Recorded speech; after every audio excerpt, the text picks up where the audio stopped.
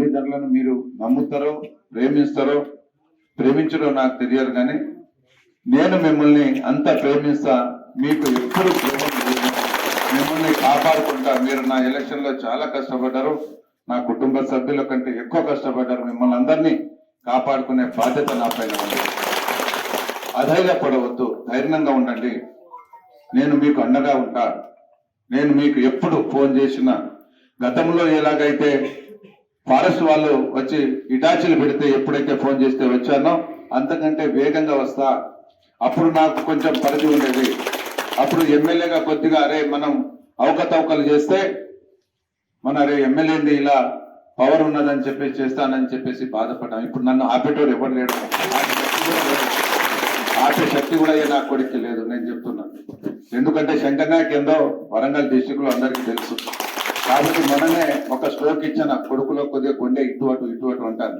మన పార్టీలో ఉండి మన పార్టీలో పదవులు పొంది కాంగ్రెస్ లో పంపించి మరి వెనక ఎవరు లేరు. అదే నా దళిత బిడ్డలు, అదే నా గిరిజన బిడ్డలు. వారి కులపోడు లేడు, ఎవరు లేరు. మళ్ళీ వాళ్ళని పిలిపించుకొని మీటింగ్ పెట్టుకుంటారు సన్యాసులు. అది కూడా చెప్తా, ఆ రంగం ఆ వర్గం కూడా పడతా. వదిలిపెట్టే సమస్య లేదు, ఎప్పుడైనా సచ్చేదే. భయపడితే జీవితంలో ఒకటే పోయేది ఏం లేదు, బానిస సంఖ్యలు తప్ప. కాబట్టి శ్రీశ్రీ అన్నాడు, అలెగ్జాండర్ లాంటి పోయిండు, నేనే చూపెడతా, సత్తా చూపెడతా. కొడుకులారా, ఎవరు ఏం చేసిండో, ఎవరేం మా పార్టీలో ఉండి ఏం మా మోసం చేసిండో చూపిస్తా. ఎప్పుడైనా పోయింది, ఆల్రెడీ 55 క్రాస్. ఏం చేస్తాం అబ్బాయి, అమెరికా మొన్ననే అమ్మాయిని పంపిస్తా, అమ్మాయిని మ్యారేజ్ కూడా చేసి పడేద్దాం. బాబును కూడా ఎక్కడికో సివిల్ సర్వీస్ పంపిద్దాం, చూద్దాం. ఒక్కొక్కరిని ఆట ఆడుకుంటున్న వేట మొదలైంది. నేను కూడా కేసీఆర్ గారు హాస్పిటల్లో ఉండి బుక్ చదువుతాను, ఎలా చేయాలి సినిమా ఏంటి కదా అని చెప్పేసి. శంకర్ నాయక్ కేసీఆర్ ఒకటే కాంతలో పుట్టిన బిడ్డ. అదే పడవద్దు, మనోళ్ళని నేను కాపాడుకునే సత్తా నాకు ఆ భగవంతుడు ఇచ్చింది. మీకు ఏ విధంగా 12 గంటల నైట్ ఫోన్ చేయండి, వచ్చేస్తా.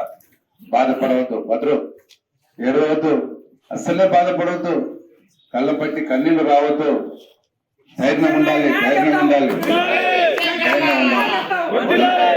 నేను వేదిక పైన ఉన్న నాయకులకు చెప్తున్నా, దయచేసి చెప్తున్నా, మిమ్మల్ని అందరినీ మీరు చాలా అద్భుతంగా ఉండండి, మీరు ధైర్యంగా ఉండండి, మీరు ఇక్కడే ఉండండి, పిల్లలను కాపాడుకోండి. మండలంలో ఏ కష్టం వచ్చినా మీరు ఉన్నానని మీరు కాపాడుకోండి.